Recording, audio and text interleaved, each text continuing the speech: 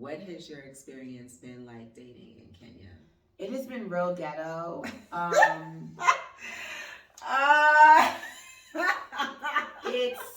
It's different culture. It's me though. It's me. Really? I think it's me at times. Welcome to Blacks to Africa. I'm Tadre Mournier, a California native living her best life in Nairobi, Kenya. Thank you for coming along for the ride. I hope that you are informed, entertained, and inspired to Blacks it to Africa. Finally! Look who I have with me. It's Brittany Caldwell of Brittany in Africa, and I'm so happy. Thank you for having me, Miss Ma'am. She is my first guest, and we are talking about dating in Africa. Yes? Yeah. But before we get into that, please just introduce yourself. My name is Brittany Caldwell. I am the host of Brittany in Africa. I am an American expat living in Nairobi, but my goal is to travel all around the continent and live my life as Brittany in Africa. So you just gonna leave out the teaching part? Oh, I'm an international school teacher. Yes. I'm a mom. I'm a sister. Yeah. A daughter. Yeah. I'm every woman. Yes. and our friend, and she's brought so many of us together here and encouraged me to start my own podcast. So if it wasn't for her, I probably wouldn't be doing it. Yeah. I encourage everybody. If you're living an extraordinary life, people want to see it. And, everyone has a niche, That's true. Yeah. That's true. So we are going to be talking about dating over 40, dating under 40. Let's see, let's get into the first question here. First, tell me about your dating experience in Africa, because you've lived in Ghana and now you're living in Kenya. Yeah. So we've got a different pool of men, and you've also been involved with African men in the States. So talk to me about your experience in Africa specifically. I've mostly dated Africans. I've just been innately attracted to Africans my whole life. My first boyfriend was Ghanaian, and he's the one who introduced me to Africa. So he was like, we're not going to Mexico for Christmas, Brittany. We're going to Ghana. So I was like, okay. And then I got there and was like, damn, it's lit. He had his friends pulling up, Mercedes. I was like, okay. Life in Africa is not what I thought it was. So where'd you meet him though? I met him in Atlanta. Okay. He was working, going to school. It was at the African club, and go to African club. It was at 11:45, the Nigerian club in Atlanta, 11:45 in Buckhead. Check out. But my baby's daddy is also from Sierra Leone. Why you gotta say baby daddy? Your father. Child's father. I like it's a term of endearment for me. My baby daddy. Brayson's dad is from Sierra Leone, so I met him in the States.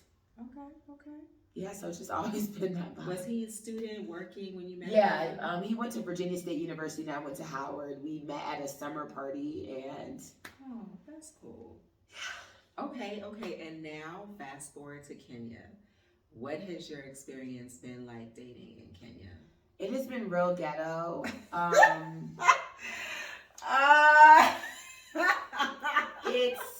It's different culture. It's me though. It's me. Really? I think it's me at times. Right now, one of the problems that I've had is I don't know. I think I'm I come off aggressive maybe. Huh? Aggressive, hard to approach. Why are you blaming it on yourself though? It's not just me, but I'm saying if I was more Kenyan, it would be easier. Do you get what I'm saying? But Kenyan women complain too. But it's just cultural differences for me with a lot of these guys. Okay. I can't even accept the way that you're acting. It's weird to me. Okay. You get what I'm saying? So I don't mean blaming it it's me, I'm the problem, but it's my personality and the things that I'm used to and I can't find in a lot of Kenyan men. Okay. Do you think that if you were in the States and you met a Kenyan brother who was working, going to school in the States, that it would be different? It would be easier. because he already understands the Yeah. culture, et cetera, et cetera. When you say it's ghetto, what do you mean exactly?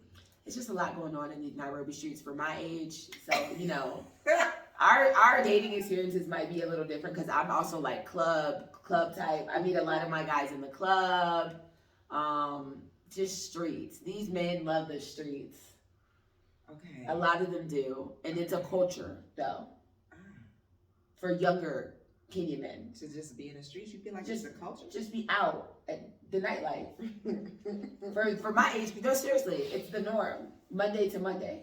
People really be out. Girl, Monday to Monday. listen, there's always a party. That's true. Always. Nightlife is very heavy here. So when somebody Especially asks for me my what age to group. do, I'm gonna call you because I didn't know it was Monday to Monday. Yeah. Oh, girl, there's something to do all the time. So what I've even heard my Kenyan friends say, it's just like it's hard to get these guys to like commit all the way, or they're married, or they're just not serious. It's the dating pool is kind of hard, and then when you do find a good guy, he's like most likely married. Okay, what age do you feel like people in Kenya specifically marry? Generally speaking. It's been like a range, but I've met someone as young as like 24 who was married. And then I've met some who were just, I don't know. I meet a lot of foreigners. So I've dated one Kenyan here and it was like literally a traumatic experience. The guy who had the picture tooted up. He was a Luo and he was just so pretentious, borderline bisexual. It was just a lot going on. Okay, I want to get into that. I want to get into sexual preferences and fluidity. Is there a lot of that here? Like if you are somebody who is fluid, if you're someone who's bi, who's homosexual, can you get into that with ease? I would say it's more acceptable here for girls than guys.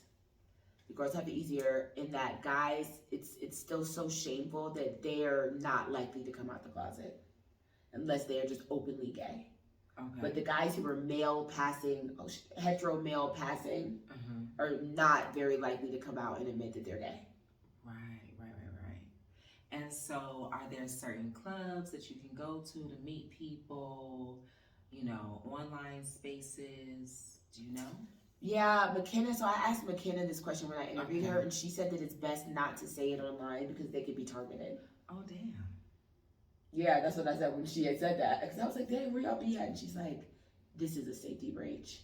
And I was like, damn. A safety breach. So I watched a little bit of that interview that you did with her on your show, and she said it's not illegal here, right? The actual sex act is illegal. Oh. But being together or like out in public and saying like I'm gay is not illegal. It's the actual sexual act. Okay. They have to like catch you in the act. Well, damn, that's illegal. That's pretty much it. Like you can be friends, but you can't be my lover, right? Okay. All right. So you've dated Kenyan. Have you dated any other type of African man since you've been on this? I've dated a Tanzanian here and a Nigerian. Okay, how did that go? The Tanzanian was crazy as hell. Lazy, crazy. He was Muslim, so the expectation, the patriarchy is just insane. The double standards, like I can do this, but you don't do this. Oh, you need to act like a queen, but like, are you acting like a king? You're acting like a street nigga. Nigerian was nice, but the money was an issue. I can't be paying for your transport.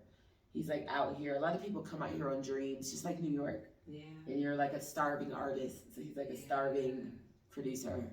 Right. In Nairobi. That didn't work out for me. So I have just been like trying to focus on myself at this point. You feel me, girl? But It'll my find thing me. is, if you don't have the funds to take someone out, be creative. Be creative. Like, let's have a picnic at the Arboretum. Let's go hiking in the Kruger. Let's go Ngong Hill. Something like that. You don't always have to wine and dine and take somebody out to a club or what have you. That's what I enjoy. That's what you enjoy. All right. Yeah. Okay. I want a guy who can do both. You get what I'm saying? But I enjoy eating out. I enjoy going out. I enjoy little, you know what I'm saying? So that's on the high list for me because I like gifts as a form of, but it doesn't have to be money, heavy money gifts, but you gotta have something. You gotta have something. I was gonna ask you, what are your top 2 love languages? Physical touching gifts. Okay, all right. Yeah. Mine are acts of service and quality time. Those are big, big, big, big on my list, and you will definitely get my attention with acts of service and quality time. You know, I love little notes. Oh, Like being left notes that's and brought fresh flowers. That's something that I really yes, that's really sweet. Yeah, and they're so cheap in Kenya, there's no excuse. So, okay, my experience dating in Africa has been really interesting. I started coming to Africa when I was, I think I was 18 years old. And of course, a lot has changed. When I started coming here at 18, we're talking about like the early 90s. And one of the things I had to learn really, really quickly is that going to a man's room by myself is an indication that we're gonna have sex. Yeah, for sure. Just walking into that room, and this dude basically tried to rape me. Like, oh my God. He held me down, and I had to fight my way out of the situation. And what country is this? That happened in Zimbabwe. Yeah. And, again, I was in South Africa years later, and I just wanted to, basically in both situations, I just wanted to go into the room and have a conversation because it was loud outside. It was like a house party happening. And, dude was just like ready to pounce. I'm like, oh, that was like the first thing I learned about like different social expectations. You go to a man's room, the expectation is that you about to sleep with him. Yeah. I also remember being in school at the University of Ghana, again in the mid 90s, and there being a debate actually on whether or not French kissing is something that Africans should do. And on one side of the debate was like, it's a European thing. The Europeans brought it to us. It's nasty. On the other side of the fence, it was like, we love it. We like it. And this was like a university radio program at the University of Ghana. Africans that I've experienced are not really super like even parents. Like Kobe told me, I have never seen my parents kiss. Dang. He was like, I would be like, they just don't. Yeah. And I was like, do they love each other? And he's like, yeah. I've just never seen them kiss. So PDA, that brings us to the next topic of conversation. PDA in Africa, in my experience, is like, it's a no-go. I think that maybe in places that were colonized by the Portuguese or the Spanish or even Italian, I don't think the Italians formally colonized any place, but those are the Latin cultures, etc. Touchy. You can kiss, you can hold hands, but these Anglophone, baby, no. Like, and that's been really trippy for me because I'm like, okay, you're digging me, we've been out, or we've been together, now we're out, and you don't want to hold my hand. And so because of my programming, I'm just like, wait, what? Yeah, what the fuck? Are you ashamed of me? Like, no, that's just not what people do. It's just not natural for them. But see, this is my thing. It's more socially acceptable for you to hold your boy's hand than for you to show affection to your woman. Yeah. Have you checked that out though? In Ghana, that's definitely a thing. They're so touchy with each other, but people don't really walk around with their wives doing that. No, like how is so? Nobody has really been able to break that one down for me. They're just kind of like, this is how it is. Just indecent. This is just how it is. So they'll hold their boy's hand, but they won't hold their woman's hand. Oh my God! I tried to sit on this guy's lap at a club. He was so uncomfortable. Really? Yeah, he was really uncomfortable. That's weird. I don't like that. But then I will also say, like, people here get married very early, relatively speaking. So Uganda, I've lived in Uganda like at 40 plus, and now I'm in Kenya still at 40 plus. So it's like my dating pool of single men, who are unencumbered by the responsibilities of family, meaning they are not married. Yeah. That pool is so small. If I want like somebody who I would think was age appropriate. Why do you have to be age appropriate? Girl, date older or date younger? I know. Okay.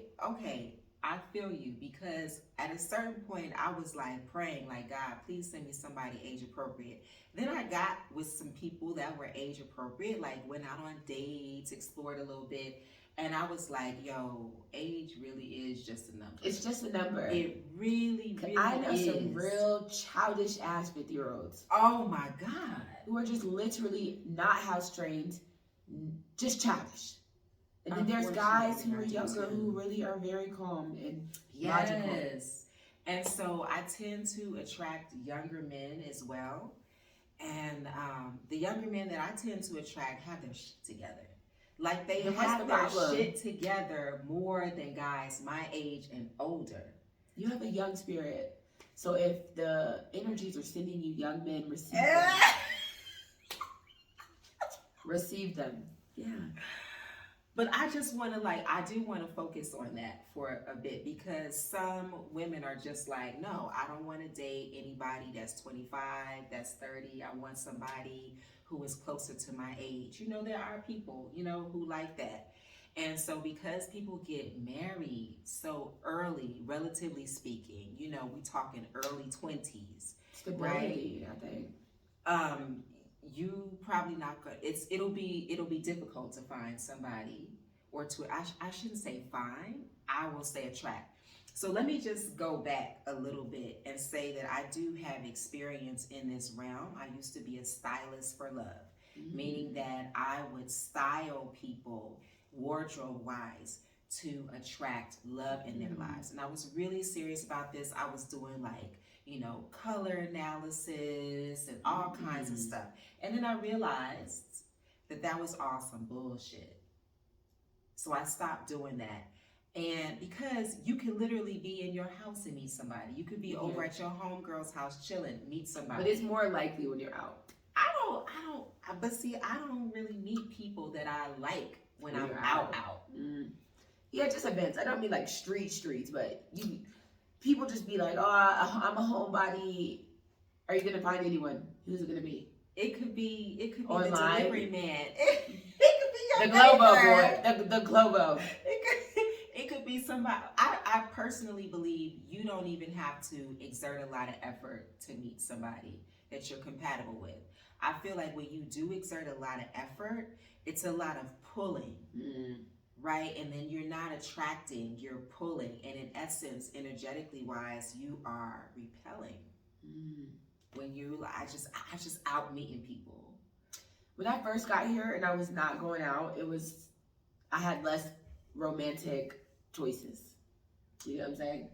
But me going out now, I got, okay, no, cool. It just gives you more options. Okay. But you like to go out, so you're gonna meet somebody who likes to go out. You like to be out in the streets. Okay. Not necessarily, but not okay. I'm just paraphrasing what you said. Well, yeah. You know what I mean. Yeah, if I sat in my house for too long, I would be kind of down. I would feel kind of down. Yeah, I think for sure. The beauty of being here is that we haven't seen a lot, so I just be like, oh, I always want to go see this. Let's talk about exploitation in dating here. I'm just so tired of seeing white men with Kenyan women, but it's just a part of the lifestyle. And they want them. They look for them. I've had people ask me, why don't you date white? Last night when I was out, this Kenyan guy, this Kenyan Indian was just all over me. I was actually with another guy, and he didn't even care. He was like trying to be all up on me, no respect. And then the girls were just like, why wouldn't you just talk to them, the Indian? Oh, okay. And I'm with the Kenyan. Right. They're like, why would you just Right. tell him that? And I'm like, girl, why? Because he's Indian? That's how you know. Okay. Yeah. Exploitation. So we're talking about exploitation in the dating scene here, specifically in Kenya, but I've seen it throughout Africa. And I wish I could say that, it was, exploitive, nasty, older white men and white women who were preying on, Africans, young Africans. But the reality is it's not a white or black thing. It's really who has and who doesn't. Yeah. But we're more triggered because of our experience as African peoples, transatlantic slave trade. I think we're more triggered when we see, senior, elderly white people with young African people. But it's happening, across ethnic boundaries. Yeah, it's not just white and black. For me, it just makes me sad because I just be like, they call them hunters. Girls who are just out here hunting to be exploited, almost. And like, they'll deal with whatever. They just want to be comfortable. Dang. Or like even too, I've met like girls who they knew about each other and were dating a guy because he has money. And he told them like, get with it or get lost. Wow. Basically, yeah, like I don't need you. So are you gonna be okay with me having another girlfriend or not? And can we hang out together? Oh wow. But I mean, when you have someone who has no way to make money, a degree but no job, a lot of these, Kenya's rough. Yeah. So it's crazy. And so when you have a bank account and you have your own money, it's like you don't have to deal with that shit. And I had a situation recently. So this is what I'll say, because I'm gonna just keep it 100. I've been approached by Italian men in this country a lot. And my experience with these men is they've either been rude, they've been flippant. You can tell they expect a whole lot for very little. You know what I'm saying? Like, we don't even have to buy you a meal or a drink. You know what I'm saying? We don't even have to take you out on a date, but we're expecting you to give us access to your body and your time, et cetera, et cetera. And so I went to this event a couple of weekends ago, and it was an Italian guy. I didn't even know he was Italian. He looked Arabic to me. And he had a business, and his business, the products that he was selling was products that I liked.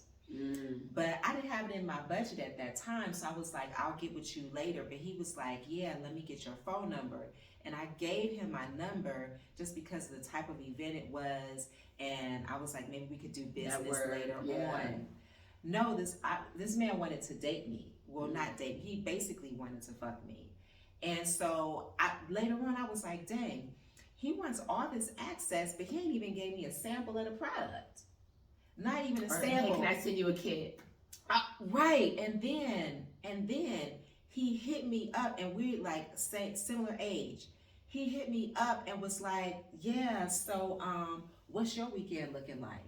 What? I'm like, how you hit me with that young shit? You don't you're supposed to ask me like, are you available? Can I take you out? You know what I mean? And that's pretty much the last that I've heard of him. But I could tell, like, oh, he's accustomed to getting. Oh, I'm not doing anything. Yes, let me come over to your house and be. No, but I have my own bank account. Yeah. You're not looking for someone just because they're right. And I could go on and on and on and on. And I'm really not trying to stigmatize Italian men, but there's a lot of Italians here, and they're accustomed to getting what they want for very little effort. Yeah. When I go to the casino sometimes I see a lot of Indian men with black women, but it's like girlfriend vibes. Girlfriend number 2 vibe. Like never like side they would never make you a wife.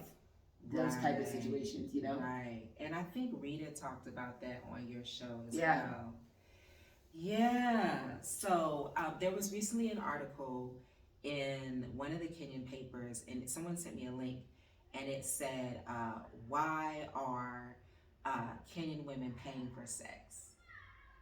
And they talked about the poverty. Mm. They talked about the high unemployment rates. But it's so much of that going on here. Kenyan women are paying for sex. Like, you know, the happy endings that come with the massage, it's not just for men, right? It's not just for men. That's wild. And also, like, somebody else hit me up and was like, look, it's somebody I know that is amazing with them hands. He waxes, you know, the bikini wax, all of that. And while he's down there, he provides extra services. Yo. I would try it. What's his number? It's like, listen, sex, liquor, and food makes the world go round. Sex, liquor, and food. I think that's the essentials people buy. And the Hebrew guy was telling me about that as well. Anytime you go to, you'll see a liquor store, a church, a pharmacy, and people having sex. It's natural. He was talking about things that people put into place. You'll always see, no matter, he said even in the bush, they got liquor. They do. It's an essential for a lot of societies. What was I saying to say that? Yeah, it all makes the world go round. If you don't have money, that's how a lot of these girls are even on Tinder looking for money. Okay. Not love. But I think that all of those things are a substitution for love. People are looking for love through sex. They're looking for connection through sex. People are looking to escape through liquor, right? And then what was that? Church? People looking for love through religion and acceptance. I feel like most of these girls that I've interacted with, or even just hearing the way they talk, like Nairobi girls are sharp. Hunting. Just based off of who I've hung out with and stories I've heard. Yeah. Like everyone just wants that nigga. Which one? Like a guy who's that nigga, like has money, doing this, can take me here. You know what I'm saying? Right. And there's a smaller pool. There's a smaller pool of single guys who can do that, for sure. So my dating experience in Kenya specifically, it has been it's been a mixed bag. But at the same time, I can't say that it's been any better in the U.S. if I'm to You be need to go to West perfectly Africa. You will have a man, I promise. I'm not joking. The men there are more smooth. Yeah, but that doesn't mean they don't have multiple women either. I mean, that's true. I mean, I just feel like the pool is bigger. Like nobody's perfect, but the pool is bigger. And guys who you would actually date. Right. You get what I'm saying? Right. So remember on your show, I talked about how I had met this guy who was from the Horn of Africa, and I came to, let me just refresh. Let me just get everybody up to speed. So I was living in Uganda, and I had this friend. He was a homie for a couple of years. The homie hit me up and was like, yeah, I'm divorced. I'm like, damn, I'm so sorry. You know, trying to help him out, whatever. Next thing you know, he's coming to Uganda for, I think it was like, supposed to be for my birthday, whatever. And ultimately, like, swept me off my feet, was really just talking all that good shit. And then he lives here in Kenya. So when I came to Kenya, he totally flipped the script, and it was a really bad experience, all right? Why I see him last night? What'd you say? I thought I would never see him again. What'd you say? I said nothing. Oh. So my first inclination was like, oh, hell no, leave. And then my next thought was like, at one of these little bars, around here. And my next thought, shout out to my girl Jita, because she was like, you let him take your power. I was like, no, I'm gonna stand in my power, and I'm gonna stay here, and I'm gonna enjoy myself. Yeah, don't ever leave. Yeah, I just split it around, and I ate. Because he's not that serious. You know what I'm saying? Yeah, it's not that serious. But then he ended up leaving shortly thereafter. I don't know if I was the cause or whatever, but I just he saw you. Of course. Okay. Yeah. How could you? That's messy. Yeah.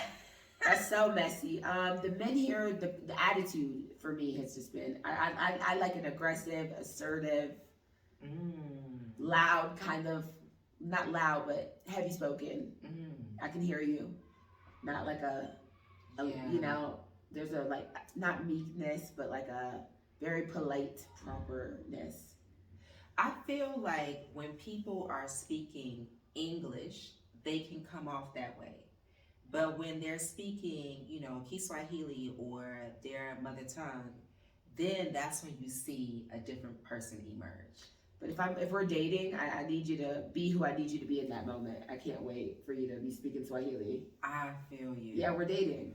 The other issue, right, is patriarchy is pervasive.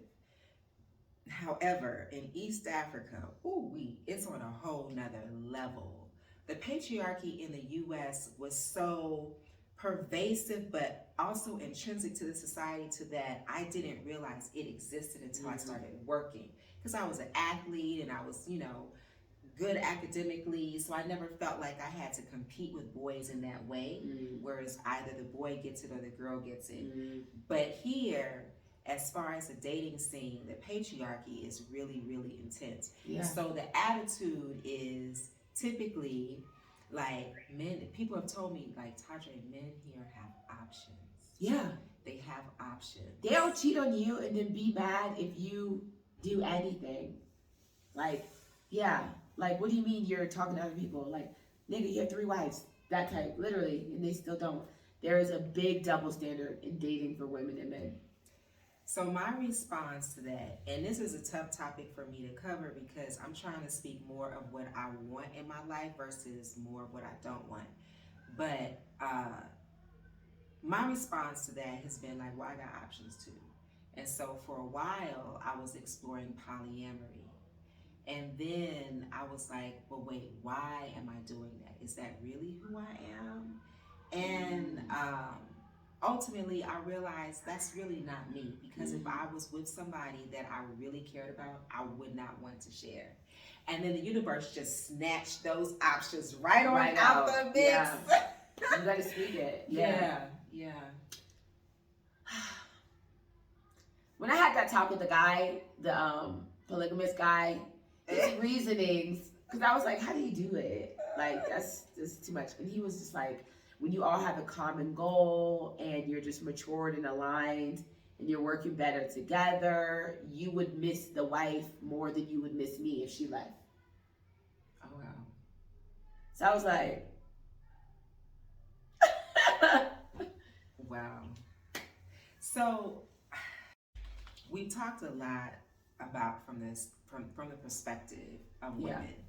And obviously we don't have a man here to uncover what it's like for men to date. But I will have somebody on and we'll have that conversation. Please, I can help you find somebody. Yes. But I've heard a couple of things though. Like from a lot of men, most men I would say, they love it here. And I'll say specifically like expat men, Black American men, men from the Caribbean, etc. They love it here. They have plenty of options. They don't have to do a whole lot. You know what I mean? To get access. You can send $10. You know, just send a card for somebody. Once they see how you living or whatever, it's like, oh, now I have access. I'm going to keep trying to get what I can get. But for someone who's really looking for a connection, I have heard from the horse's mouth that it can be tough, especially if you're coming with a different accent, right? If you've been abroad, because you're trying to have a real connection, and then people see you as currency. Money. It's all transactional. Yeah. Even me, my ex used to tell me, like, these girls, you think that it's not like a lesbian thing, they're trying to use you or nothing, but access to you and who you have access to, being American, or like, eventually, he was like, watch, eventually you're talking to this girl you met, it's going to turn into, can you send this? Or do you have do you have any friends looking to date, or that type of thing, just based off of my voice? Or like, I remember in the club, some people saw me with Jason, my white friend. Okay. And then girls, just next thing you know, it's like, I've been to this place many times by myself. No one ever has come up. Wow. Jason's there. Next thing you know, it's like, oh, hey, I love your braids. Like, For real. that type. Yeah. Do you get what I'm saying? Pressed. Yeah. Really, really pressed. I've had people that I know when I do try to like branch out and do, because I have a mix of friends. I have local friends who are Kenyan but have left. You guys, like a big mix. But I have been asked for money. By guys. Girls and guys. Okay. Just people that you barely know asking for money? People I barely know. Wow. Or like, I had went out with this one guy one time, and we like ate, had fun. He paid for his, I paid for mine. The next time he's homosexual, so it wasn't like that type. The next time he's like, oh, like it's so rough for me right now. Like, can you just get it? Like, people assuming you just got it, you know? Just assuming you got it like that. Definitely, like that. I've had that experience dating here. Well, in Zanzibar specifically, I was linked up with a beach boy for a hot minute, and I should have known. Like, I should have known. I did know actually, but I was so new to the island, and it became a situation where it was like every morning he was like, "I bet you're hungry," and then he would put his clothes on.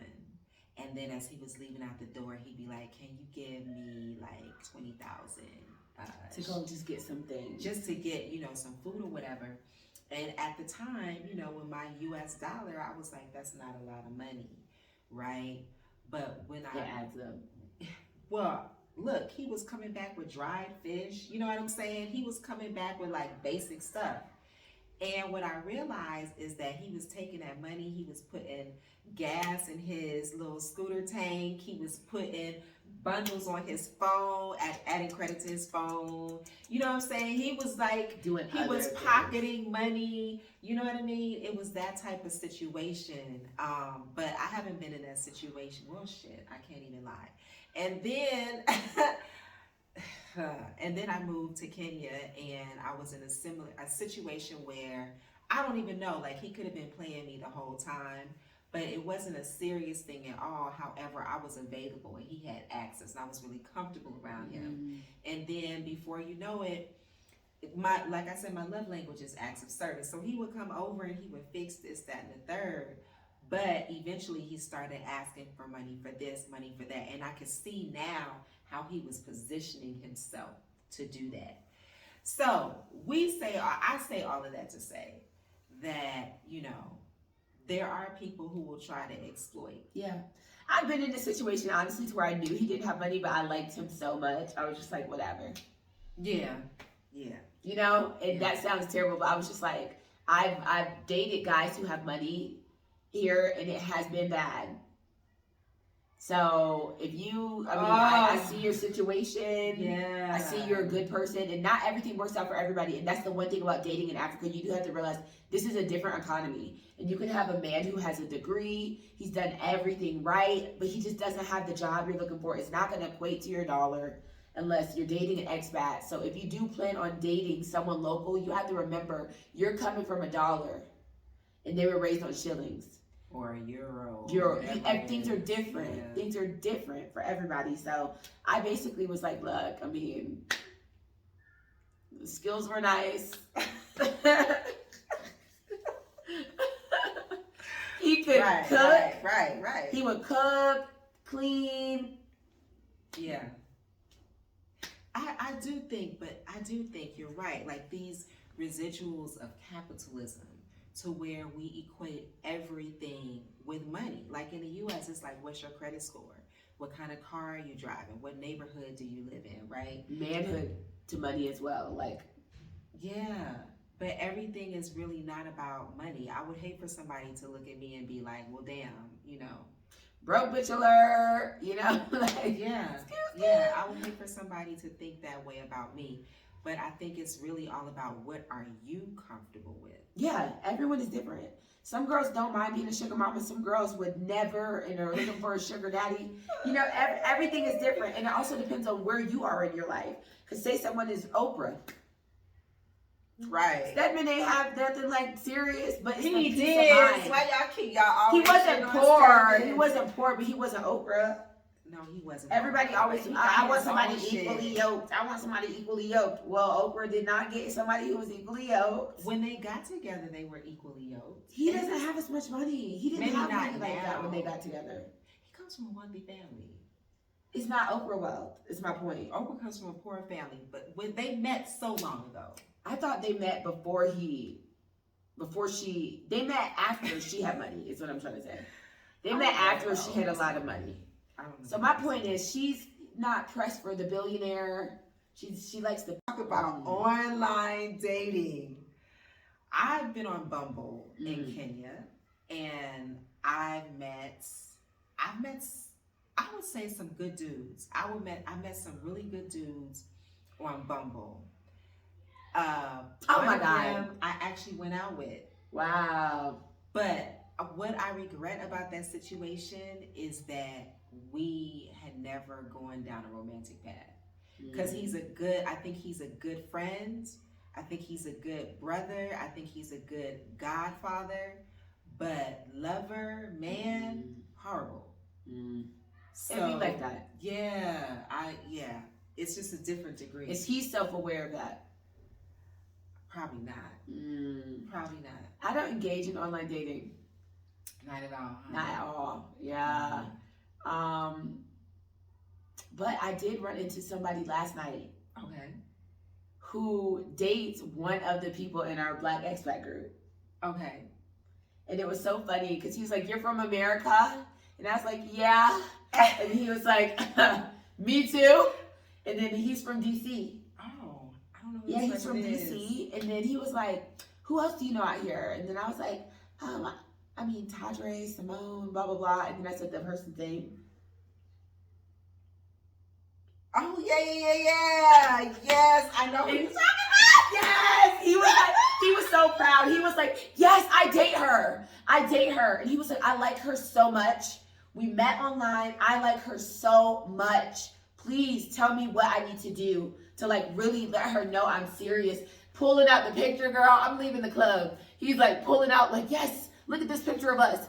So then I was like, let me take my phone. So I took a picture of them together from his phone and sent it to her. And it's like, girl. But he was being good. He was like, "Please tell her I was on my, like, being good in the club. Like, I wasn't doing nothing crazy."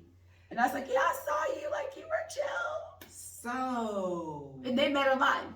That brings me to my next point, which is the expat dating pool is small as fuck. Because I also went out on a date with him.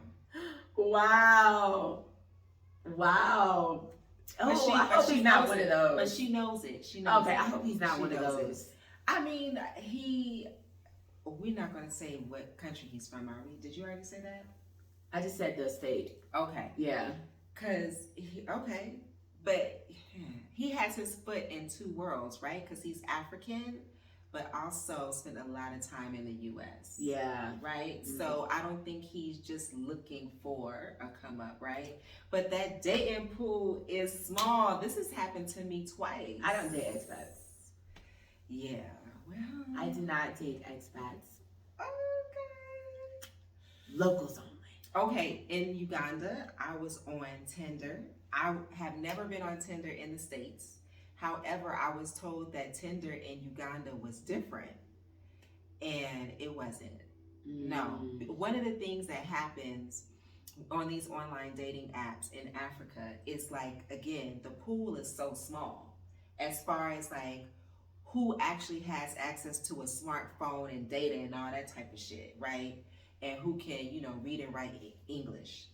So people will be on there, Africans will be on there, but not with their actual profile picture. Yeah. And so then you're attracted to the person you saw in the picture, and at least what happened with me, like, dude immediate was like, "Hey, that's actually not me. This is actually me." And I was like, and he wasn't bad looking, right? But it's like when you get your mouth fixed for a certain thing, like you get your mouth fixed for lasagna and somebody hands you some peas. That's so weird to me. So I was like, And then every time I spoke to him, he was outside, like going for a walk. I was like, he can't even talk on the phone in his own house. He's even married. Yeah. That's ghetto. I'm just not comfortable with online dating. I feel you. I definitely feel you. So there are several apps available here in Africa that you can take advantage of. Obviously, the region, it'll depend on, the region will let you know which apps are more popular. I even went to a speed dating event here in Kenya. And it was interesting because it was some young Nigerian expats who had launched a dating app specifically for Africans. And so this was like their first event. And girl, I'm so glad like I went over there casual because when I got to the restaurants, it was a rack of gorgeous, well done, ready women. And I want to say 3 men. And only 2 of them were straight. They don't need to go speed dating because it's everywhere. Girl. They're like, why would I go somewhere to look for what's on me? What's prevalent? What is so prevalent? Yeah. They have no need to speed date. Oh my God. Life is a speed date. So let's talk about like dating norms and expectations. What do you think they are here? I'm going off of my Tanzanian that I dated because I had the longest relationship with him. Okay. Cook, clean, take care of things, very traditional if they're Muslim, so it depends on religion. Because remember, there's a lot of Muslims here in Kenya. It's that you're the queen, you're the wife, you do this, and I do what I want to do. Or like... Even at while you're dating? Yeah. Wow.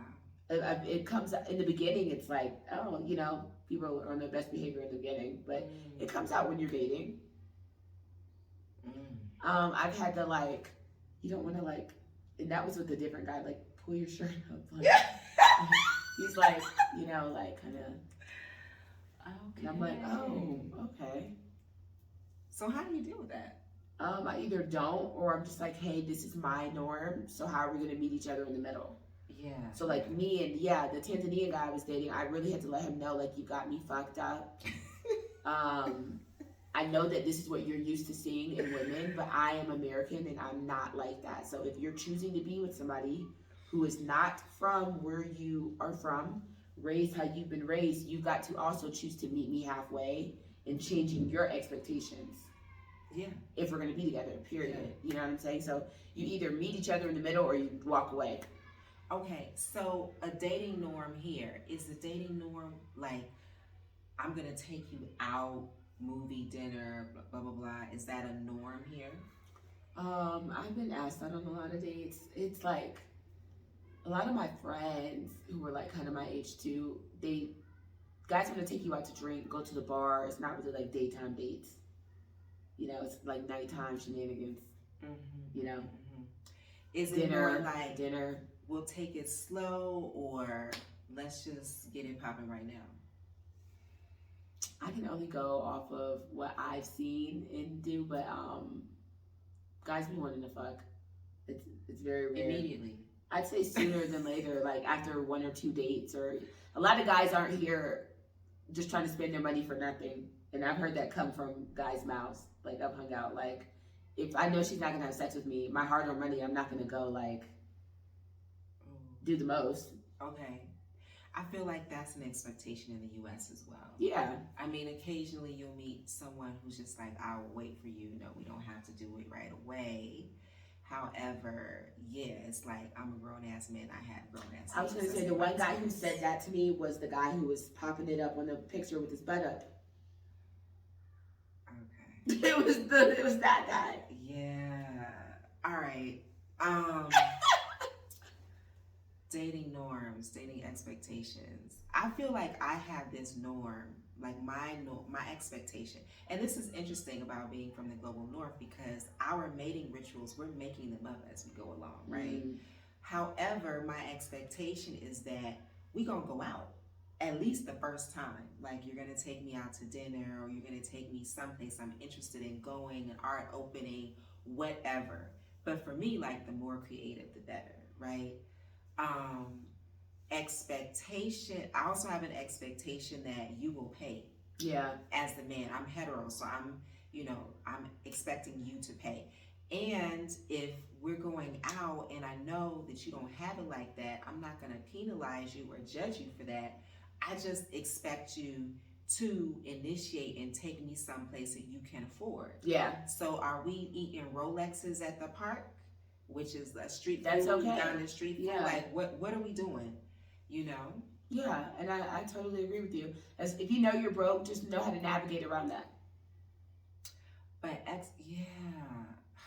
But then there's gonna come a time where you have to ask yourself, am I willing to date somebody who's broke? Because y'all can have a lot of great broke dates, and then around that fifth date, you're like, okay, I'm done. Yeah. I'm done with that. Yeah. You know, I've done that in my 20s, my 30s, my 40s. Like, it's a wrap for me with doing that. I've just reached my limit. You're looking for financial stability.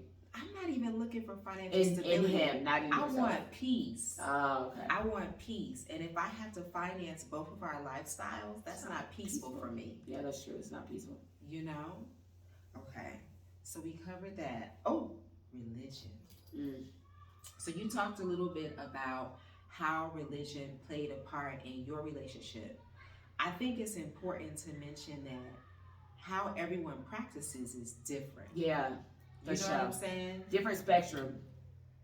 But with Islam, with people, okay, Islam, I find to be, especially the way they practice in this part of the world, East Africa, I find it to be more restrictive for me as a woman. But it's interesting to me because, like, I'm like you. Like, I grew up with a lot of freedoms, things that I took for granted. Although my grandmother took a really strong hand in raising me, and I felt like I love like taking care of and nurturing the people that I care for. Yeah. Cooking, all of that. I'm a clean freak, so but I'm not going to clean up after you. I'd rather hire a housekeeper so we don't have to think about who's going to do the dishes. You know what I mean? I love catering to people that I care about, but I don't need it. It cannot be an expectation. Yes. So in Islam, the way it's practiced in this part of the world, generally, it's just like this is it. But like you said, it's a huge double standard because you see these people out and about, and they may be Rastas or whatever, and you won't know that they're Muslim until Ramadan. Yeah. Oh, fake Muslim galore. And then I'd be like, oh, for real? Even the guy that I was talking to couldn't even finish Ramadan. Yeah. You know, just all that. But it's the same with Christianity. We got all these rules that, you know. Yeah, so people who don't go to church until Christmas and Easter. Right. But dating someone who is Christian here has been a lot easier for me to navigate than dating someone who's Muslim. I totally agree with you. Yeah. It was very rough. I've never really had religious, just even lifestyle differences with somebody that heavily. I didn't know if it was worse. I don't know if it was different between us more because I'm African American and he's East African, or because he's Muslim. And that was just a hard, like. So, okay, let's get into this.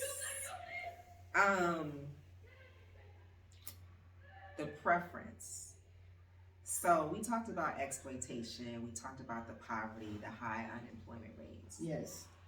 My observation and experience in Tanzania. Oh, you had to bring out the bank. Oh. Sorry. We've been cussing everything. Okay. Can I have my babe? Yeah. Okay. I was like, is the topic so heavy that you had to bring out the babe? No, girl. I gotta get my fix. Okay. So my observation and experience in Tanzania and Uganda is that these people who are fishing for expats, top of their list is a white expat. Yeah. A white woman. Yes. Bing, bing, bing, bing, bing, bing. And then somewhere in the middle or below them would be a black expat will do. So if you from the global north, you'll do. I think they look at us as having less money. Mm-hmm. And that's typically true. The wealth gap between black Americans and white Americans is huge. And Europeans. But then also there's the proximity to whiteness, right? So we tend to be more proximate to whiteness because of the passport, possibly because of skin tone, hair texture, right?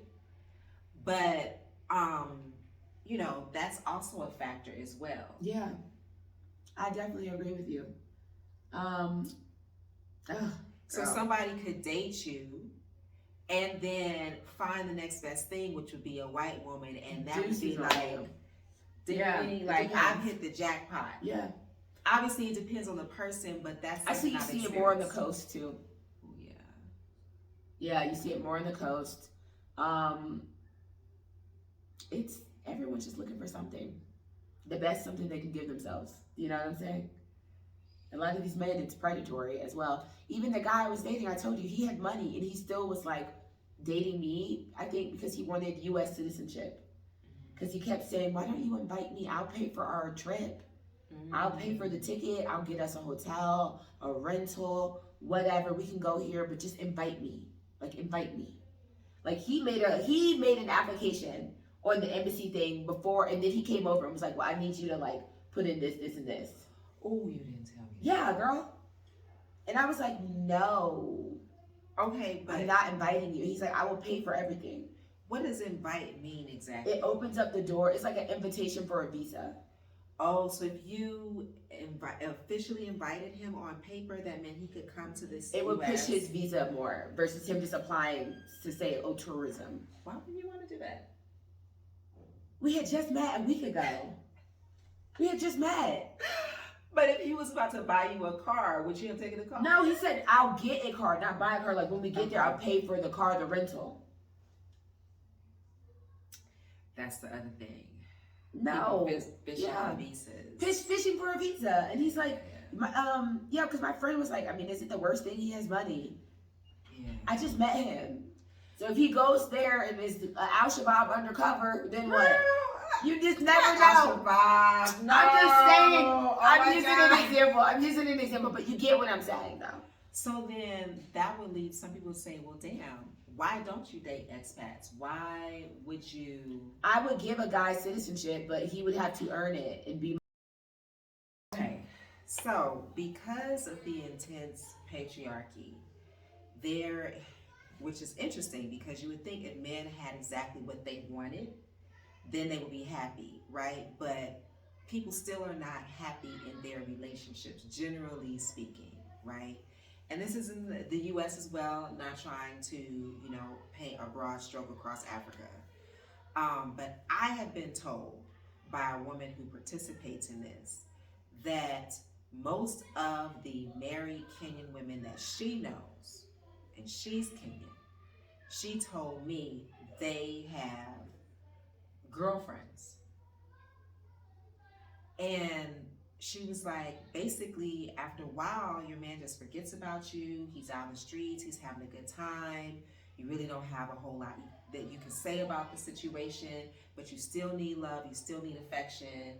And so they opt for girlfriends. I think that most girls are naturally bisexual. Biromanticism is different. Okay. So I can say I'm bisexual. Okay. But I am not biromantic. Wow. Okay. And I feel like most women are inherently like that. Yeah? I feel like most women are attracted to women to some degree. Really? Yeah. Just naturally. Most. I would think most. People probably won't admit it, but if they've got put in that little situation, they might try it. Or I really do believe most females are inherently bisexual. You may not be biromantic, but if a girl who was attractive came up and said, let me eat you out, you would probably be like, who was attractive? Who was attractive, you found attractive, yeah. Sexually attractive, you would probably be like, oh, okay, I mean. Yeah. Okay, I know particularly in the States, that's in college is when a lot of people tend to experiment. Yeah. Girls specifically. I have never been hit on by more girls than I moved to Nairobi. Yeah. Yes. Girls my age. I get hit on so much by girls. Girls are more like fat, like front forward with me than a lot of guys. I've had some of that too, but I've had it in the States as well. But it's interesting because I'm just like, girl, go home. You know what I mean? Like, it'll be until it's somebody you're attracted to. Okay. I find women to be extraordinarily beautiful. I know, like, I finally figured out why men are just like, but sexually attracted, no. Never. I would say I'm an outlier. Like, I studied this type of thing in college. I would say I'm an outlier in that I'm on the edge. Like, in terms of the Kinsey study, I'm on the edge. Right. So you could be... No, when I say on the edge, I mean, like, the Kinsey study was like 0, let's say 0 being a scale of 0 to 10, 0 being completely hetero, and 10 being completely homo. So what he found is that most people are in the middle. People are in the middle. I agree. And he said that very few people are on the edge. Right? But even the edge would be like 0, 1, 9, 10. You haven't found the right girl to turn you out. I don't really want no woman to turn me out. I can admire. I think we're gorgeous. Like, I love burlesque. I love the female form. But it took me so long. Like, I was going to Korean spas where everybody's naked before I was like, oh, now I understand. What's attractive about it? At the end of the day, I think what I know is wherever you go, there you are. So whatever baggage, whatever trauma that you have with you, wherever you are, you moving someplace different is not going to change. No. That. And one of the things that I've had to wrestle with is my notion of masculinity. And so in the U.S., I personally feel like American men across the board are hyper masculine. And specifically Black American men, very hyper masculine. We're talking about a group of people who have never been able to be men fully. They can't protect themselves, they can't protect their families, and so then they take on this armor, right? Toxic. Hyper masculinity. Like, these are men in my family. These are the first men that I've ever loved. But I like, I have to. And I love, I love that. But I grew up with that. But coming to East Africa, that doesn't exist. In most parts of Africa, that doesn't exist, that type of swag. And it's actually not even necessary for their survival here. So, meeting someone who doesn't have that, who is attractive, who does have the things that I'm looking for, I'm like, the programming is telling me, is he gay? Yeah. But he's not. You know what I mean? It's just I'm used to a certain type of thing. Yeah. So there's my baggage. Yeah. You have to unpack your own mind. When I was in Accra, I had to get used to my boyfriend's friends were like, we all got a hotel. Me and my boyfriend had one room, and then they had one room, and it was like 3 of them in a bed with drawers on. And I'm like, y'all are gay. And they were like, how is this gay? Yeah. And I'm like, this is so gay. And they're like, why would this be gay?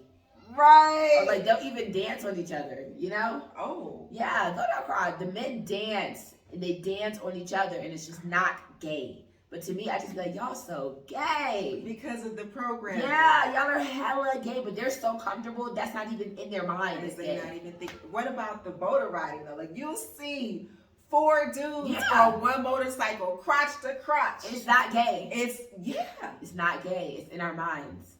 It's our way of knowing. My first time coming to Nairobi, I went to like this little bar. It was like a little smoky, dark bar. Nothing but men up in there. And they were sitting close. Yeah, that's how it is. Talking. Yeah, like and looking at each other in the eye and actually listening to each other. They would look like they was having deep conversation. And so I asked my homie, I was like, are we in a gay spot? Like, he was like, no. Far from gay. Because in the States, I don't know if people still do this, but that whole no homo, if 2 men are going to sit next to each other, there'll be a seat in between them. Space. If they go to the movies if they go to the movies together, they will sit with Yeah. an empty chair That's just gay. so it's like, you like, know, no, we're not together. right. Yeah. So that unpacking, but I don't want to make it seem like it's been so horrible for me here. Yeah. I just think that it's not my season. It's not your season, and I think that your man is in West Africa. I told someone the same thing. But what I will say is that I have met some really beautiful men here. Yeah, they're gorgeous. I mean, like, and I will have to say, I'm going to also put out there that they have not been African. Oh. But I'm just happy meeting them, spending time with them. There's nothing else going on. They're just beautiful spirits, because I know that if I'm attracting them, then there's more to come. Your energy is to manifest what you need and pull it into you. I believe that. Yeah. I believe my husband is on the continent somewhere. And you believe he's West African? I prefer West African men, but I don't know. I'm open to all Africans. I don't have a preference. Yeah, I do have a preference for men of African descent, but I don't have like a national or ethnic preference. As long as you can cook. I mean, Congolese guys have been looking kind of cute. But you know, my thing is like I'm in a space where, like I said, I want peace. Yeah. And I'm on this spiritual journey. And so I've been meeting people who are also on that journey as well. And that's what I mean about like just beautiful men. Yeah. You know what I mean? Yeah. Beautiful spirit. Yes. Beauty that shines from the inward outward. That's right. Yes. Yes. All right, guys. Well, that was Dating in Africa with Tadre and Brittany. Thank you. I hope we didn't spoil your perception, but we just wanted to just keep it real. Keeping it real. Like and subscribe. Yes. Thank you. Thank you for joining us on this episode of Blacks into Africa. If you liked what you heard, please share and leave a review. May you thrive. May you be inspired. May you move with love and intention. Until next time.